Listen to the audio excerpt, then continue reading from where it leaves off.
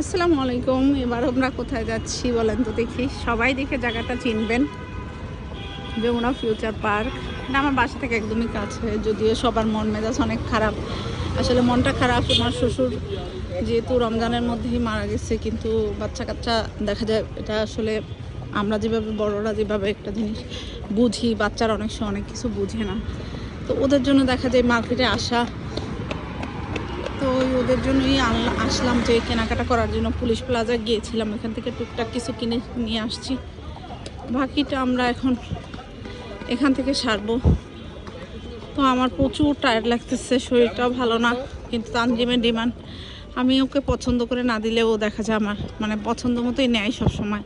Panjabi shirt বা যাই হোক, প্যান্ট বলেন বা টি শার্ট বলেন, সেটা আমার পছন্দেই সবসময় আমার ছেলে নেয়।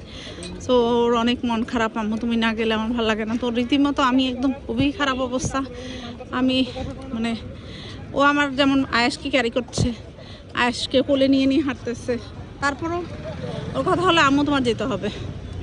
এই জন্য আসলাম ওর সাথে, ওর কেনাকাটাগুলো করার জন্য।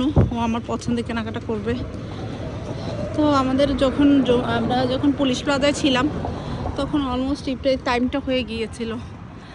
তারপর ওখানে ইফতারিটা সেরে আমরা এখানে চলে আসলাম যমুনায়। তো এবার বাকি কেনাকাটাগুলো এখান থেকেই শেষ করি। তো ভালো থাকবেন সবাই, নেক্সট ভিডিওতে আবার দেখা হচ্ছে। অনেক দিন ধরে ভিডিও দেই না, আমি একটু ভালো হয়ে নিই বা সুস্থ হয়ে নিই, তারপর ইনশাআল্লাহ নেক্সট আমি রেগুলার ভিডিও আপলোড করব। তো সবাই ভালো থাকবেন, আল্লাহ হাফেজ, আসসালামু আলাইকুম।